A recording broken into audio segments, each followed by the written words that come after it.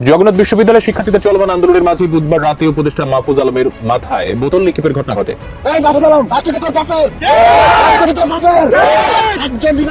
নিজের বাবার রাষ্ট্র পালাতে দেয়া আজকে দেখ হাতিরের মতো ভারতে পালা গেছে।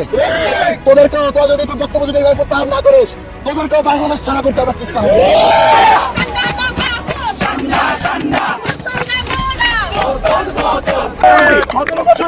বিদায় করতে আমাদের 36 দিন লাগছে। মাহফুজ ভাই আপনার মতো নাটক করিয়েন না, আপনার বিদায় করতে আমাদের 36 মিনিটও লাগবে।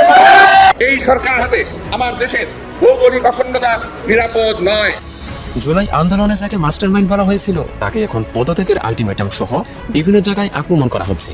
মরুভূমি প্রাণী সান্ডার সাথে তুলনা এবং বোতল কাণ্ডে বিভিন্ন ধরনের স্লোগান দিয়ে ট্রল করছে উপদেষ্টা মাহফুজ আলমকে। প্রিয় একটা খাবার সান্ডা, তৃণভোজী হালাল একটা প্রাণী।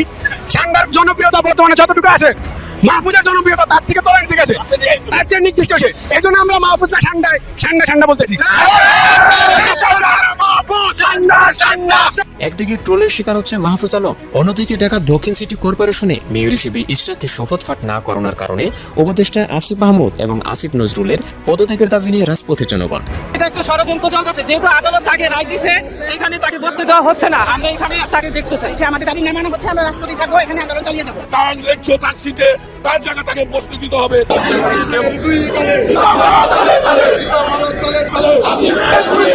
সার্জিস হাসানাতরা কোনো প্রকার দাবি নিয়ে যমুনাতে গেলে তাদের অতিথি আপ্যায়ন করা হয়, অন্য কেউ দাবি নিয়ে রাজপথে নামলে উপদেষ্টাদের নির্দেশে আন্দোলনকারীদের উপর অত্যাচার করা হয়।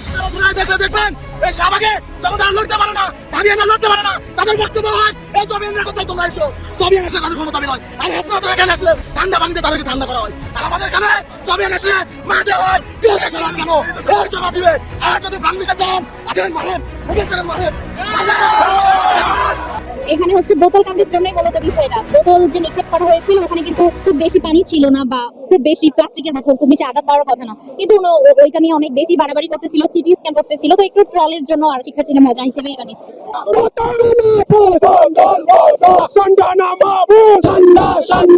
ওই হাসনাত আব্দুল্লাহ গর্ত থেকে বের হয়ে এসেছে। হাসনাত আব্দুল্লাহ সবাইকে বলতে চাই আপনারা প্লিজ একটু মানসিক রোগের চিকিৎসা করেন। মাহফুজ আলম, হাসনাত আব্দুল্লাহ তার ফেসবুকে কোনো স্ট্যাটাস নাই, তাদের উপর শীতল জল ছিটানো হয় আর আমাদের উপর মারা হয় টিয়ার শেল। একটা কথা বলতে চাই, বর্তমানে সমন্বয়ক বা উপদেষ্টা প্যানেলের ছাত্র যারা আছেন, এর মাঝখানে গতকালকে একটি অনাকাঙ্ক্ষিত ঘটনা এই জায়গায় ঘটে। আপনারা হয়তো মিডিয়ার মাধ্যমে অনেকে জেনে থাকতে পারেন যে উপদেষ্টা মাহফুজ আলমকে বোতল নিক্ষেপ করে। তো জিনিসটা আসলে এটা অতর্কিত, মানে অনাকাঙ্ক্ষিত বলা যায় আসলে, কারণ ও জিনিসটা করতেই চায়, জিনিসটা হয়ে যেহেতু গেছে এরকম একটা পাবলিক প্লেসে এসে তার মতো একজন দায়িত্ববান ব্যক্তি সেভাবে চলে যেতে পারে না। আমরা তাকে ওই জায়গায় বসেছি, সে আমাদের প্রতিনিধিত্ব করবে। আমাদের প্রতিনিধিত্ব বলতে সমগ্র বাংলাদেশে যত শিক্ষার্থী তাদের প্রতিনিধিত্ব করা, শুধুমাত্র ঢাবিতন্ত্র ফলানো না। এই জায়গায় যদি মাহফুজ আলম ঢাবিতন্ত্র ফলাতে এসেই থাকে, এবং আমি বলবো সেটা ফলাতে এসেছে মাহফুজ আলম, হাসনাত আব্দুল্লাহ তার ফেসবুকে কোনো স্ট্যাটাস নাই। জগন্নাথ বিশ্ববিদ্যালয়ের শিক্ষার্থীরা যখন হচ্ছে এখানে এই আন্দোলন যখন তারা মার খেলো, যখন তাদের উপর টিয়ার শেল মারা হলো, জগন্নাথের শিক্ষার্থী সবার উপরে, তখন হাসনাত আব্দুল্লাহর কোনো খবর নেই। কিন্তু যখনই ওই মাহফুজ আলমের উপর একটি অনাকাঙ্ক্ষিতভাবে বোতল নিক্ষেপ করা হচ্ছে, তখন মাহফুজ আলমের জন্য ওই হাসনাত আব্দুল্লাহ গর্ত থেকে বের হয়ে এসেছে। তো মাহফুজ আলম, হাসনাত আব্দুল্লাহ সবাইকে বলতে চাই আপনারা প্লিজ একটু মানসিক রোগের চিকিৎসা করেন। আপনাদের হয়তো মানসিকভাবে একটু সমস্যা, আপনাদের মানসিকভাবে আপনারা বিকারগ্রস্ত, আপনাদের মানসিক চিকিৎসা করেন। আমার মনে হয় যদি আমাদের আন্দোলনটা সফল হয়ে যায়, আমি ব্যক্তিগতভাবে ফান্ড কালেক্ট করবো আপনাদের মানসিক চিকিৎসা করানোর জন্য। কারণ আপনারা যদি ওই পর্যায়ে আসেন, আপনারা তো অনেক সব টাকা পয়সা মারেন না, যত মারেন না, এই জন্য আপনাদের জন্য আমরা করবো এটা। তখন শিক্ষার্থীরা আমরা করবো মানসিক চিকিৎসার জন্য আপনাদের আমরা ফান্ড কালেক্ট করবো। নাহলে এরকম একটা জায়গায় এসে, যে জায়গায় আমরা 20 বছর ধরে বঞ্চনার শিকার, এই জায়গায় সে আসার পরে তার উপর একটি বোতল কোনোভাবে চলে গেছে, এটাকে কেন্দ্র করে গতকাল থেকে যা শুরু হয়েছে এটা আসলে বলার মতো না। উপদেষ্টা মাহফুজ বা আরো যারা আছে ওইখানে আমরা তাদেরকে বসিয়েছি, 1 জুলাইয়ের মাধ্যমে বসিয়েছি, কিন্তু গতকালকে আমরা যখন এখানে এসেছিলাম মনে হয়েছে যে আরেকটি জুলাই এখানে চলছে। মানে আমাদের পিনাকি সাহেব যে বলেছেন যে ওনাকে মানে 7 দিনের হসপিটালের রেস্টে থাকার জন্য। হ্যাঁ, আমার একটা প্রশ্ন পিনাকি সাহেবের কাছে, আমার একটা প্রশ্ন, উনি কি পিনিক থেকে এই কথা বলেছেন নাকি মানে নিজের মাথা বুদ্ধি খাটিয়ে আসলে বলেছেন?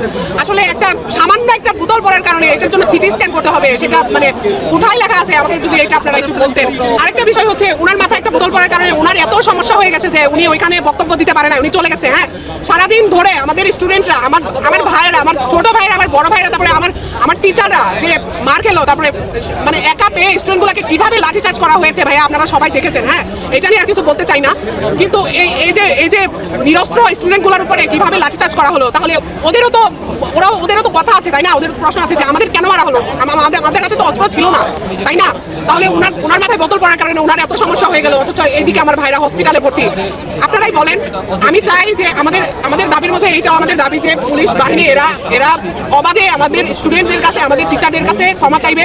ইতিমধ্যে বোতলের এটার জন্য আমাদের টিচাররা দুঃখ প্রকাশ করেছে, আপনারা দেখেছেন। ওনার নাকি মাথায় বোতল পড়ছে, হ্যাঁ, তো উনি আবার দেখা গেছে সিটি স্ক্যান করে দেখা গেছে আবার ওনার মাথায় নাকি মস্তিষ্কই নাই। এরকম মাহফুজ আলমের মাথায় বুদ্ধি নেই, একেবারে ঠান্ডা করে একবারে শাহবাগের মতো দেওয়া যাবে, ঠান্ডার মতো পুরো একবারে ঠান্ডা। আমাদের উপদেষ্টা মাহফুজ সাহেব আসছিলেন, তো উনি আসার পরে একটা অনাকাঙ্ক্ষিত ঘটনা ঘটে গেছে, তো এটার জন্য আমাদের স্যাররা দুঃখ প্রকাশ করছে। তো ওনার নাকি মাথায় বোতল পড়ছে, হ্যাঁ, তো উনি আবার দেখা গেছে সিটি স্ক্যান করে দেখা গেছে আবার ওনার মাথায় নাকি মস্তিষ্কই নাই।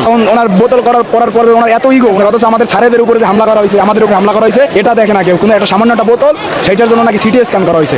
সিটি স্ক্যান করেছে আবার নাকি মানে এটা নাকি জবিয়ানদের বড় রকমের ভুল, আর উচ্চ চিকিৎসার জন্য নাকি তাকে বাইরেও পাঠানো হতে পারে। এই জন্য আমরা বললাম যেহেতু এত বোতল নিয়ে এত কাণ্ড, সিটি স্ক্যান পর্যন্ত হয়ে গেছে, তাইলে তার সম্মানার্থে আমরা বোতল চত্বর দিয়ে দিলাম, যে উপদেষ্টা সাহেবের সম্মান করলাম। আমরা চারটি দাবি, যৌক্তিক দাবি হচ্ছে কি আমরা প্রথমত চাই আমাদের আবাসন ভাতা দেবে প্রথম শিক্ষার্থীকে। দ্বিতীয়ত যে দাবি সেটা হচ্ছে কি যে আমাদের এই যে আমাদের বাজেটটাকে বৃদ্ধি করতে হবে, বৈষম্যের শিকার হয়েছে যে বাজেট নিয়ে আমরা। তৃতীয়ত দাবিটা আমাদের যে দ্বিতীয় ক্যাম্পাস রয়েছে সেটার কাজটা হচ্ছে কি দ্রুত প্রকল্পের আওতায় বাস্তবায়ন করতে হবে। এবং সর্বশেষ যে দাবিটি আমরা এড করেছি, চতুর্থ দাবিটি, সেটা হচ্ছে কি আমাদের শিক্ষক এবং শিক্ষার্থীদের উপরে হচ্ছে কি তারা যখন টিয়ারশেল নিক্ষেপ বা ইত্যাদি হামলা করেছে, সেটির বিষয়ে সরকারের পক্ষ থেকে এখনো পর্যন্ত কোনো আমাদেরকে আন্তরিকভাবে কোনো দুঃখ প্রকাশ তারা করেনি। সেই জন্য আমরা এই চারটি দাবি নিয়ে আমরা আজকে এখানে আন্দোলনরত অবস্থায় রয়েছি। যতক্ষণ আমাদের এই দাবি তারা মেনে নিচ্ছে বা পূরণ করছে, ততক্ষণ আমরা এখানে থাকছি না। আমরা আজকে আরেকটা বলতে চাই, হচ্ছে কি আমরা জুমার পরে আজকে আমরা গণঅনশনে যাচ্ছি। এরকম মাহফুজ আলমের মাথায় বুদ্ধি নেই, একেবারে ঠান্ডা করে একবারে শাহবাগের মতো দেওয়া যাবে, ঠান্ডার মতো পুরো একবারে ঠান্ডা। আন্দোলন চলতেছে, 3 দফা আন্দোলন, সেই দাবি এখনো মাইনে না নেওয়ার কারণে আমরা এখন অবস্থান করতেছি। আমরা আজকে জুমার পর আমরা কিন্তু আমাদের এখানে আন্দোলন নিয়ে আসার পরে আমাদের মন্ত্রী বা আমাদের উপদেষ্টা মাহফুজ সাহেব তিনি বলছেন যে এখানে কোনো যুক্তি আমাদের ভিসি স্যারকে সে আরো অপমান করছে, আমরা তো এটা মানতে পারবো না। তার শিক্ষার্থী, আমাদের ছাত্র শিক্ষার্থী এবং ম্যামদেরকে তারা আহত করছে, এটা আমরা প্রতিবাদ জানাতে গেলে তারা আমাদের আরো বেশি মারতে গেছে। কিন্তু মাহফুজ সাহেব খুবই খারাপ ব্যবহার করছে। এই সম্পর্কে আমাদের মূল যে বক্তব্য হয়েছে সান্ডানা মাহফুজ। আমরা এখনো বলবো যে বোতল না মাহফুজ, বোতল বোতল, সান্ডানা মাহফুজ, ঠান্ডা ঠান্ডা।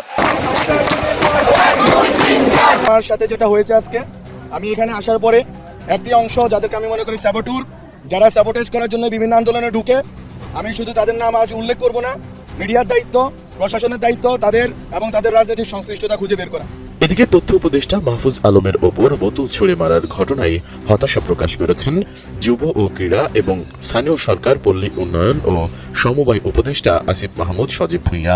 14 মে দিবাগত রাতে নিজের ভেরিফাইড ফেসবুক আইডিতে এ সংক্রান্ত একটি পোস্ট দেন তিনি। পোস্টে আসিফ মাহমুদ লেখেন, আমাদের নিজস্ব দায়িত্ব আছে সরকারে, মন্ত্রণালয়ের দাপ্তরিক দায়িত্ব ছাড়াও অতিরিক্ত অনেক দায়িত্ব নিয়ে ব্যস্ত থাকতে হয়।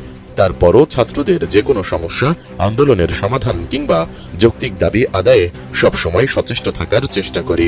অন্য মন্ত্রণালয়ের বিষয়েও মাঝে মাঝে সেতু বন্ধনের ভূমিকা পালন করি এবং সমঝোতার চেষ্টা করি। আসিফ মাহমুদ তার ফেসবুক পোস্টে আরো লেখেন, সোহরাওয়ার্দী উদ্যানের বিষয়টিও আমার অফিসিয়াল দায়িত্বের আওতায় পড়ে না, কিন্তু দায়বদ্ধতার জায়গা থেকে উদ্যোগ নিয়েছে।